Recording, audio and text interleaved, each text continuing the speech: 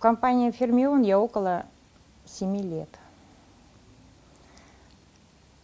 То, что хочу сказать, мне очень нравится в этой компании находиться. Я, во-первых, познакомилась очень с многими людьми. Очень хорошая, замечательная у меня учительница. Это Колокольцева Татьяна Константиновна.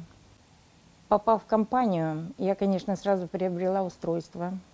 Это дидограф, ИС-1 и фрегат.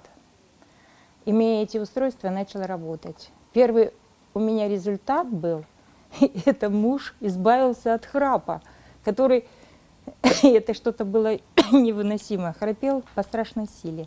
И буквально за 3 приема, держа ему на спине дидограф белой стороной и говоря о том, что переворачивая, чтобы он храп отсутствует, и он избавился, до сих пор он не храпит. Я говорю, я благодарна в этом. Затем у нас, во-первых, наладились отношения в доме, гармоничные стали отношения.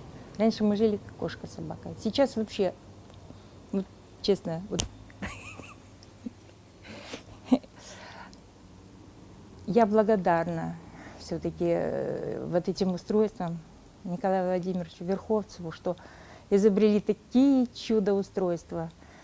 Мы живем сейчас в селе и занимаемся сельским хозяйством, ну, немножко, лично для себя. Дидограф мне очень помогает в этом. Во-первых, очищаю воду для индюков, у меня индюки. Поливаю водой растения свои. Во-первых, идет рост хороший, болезни.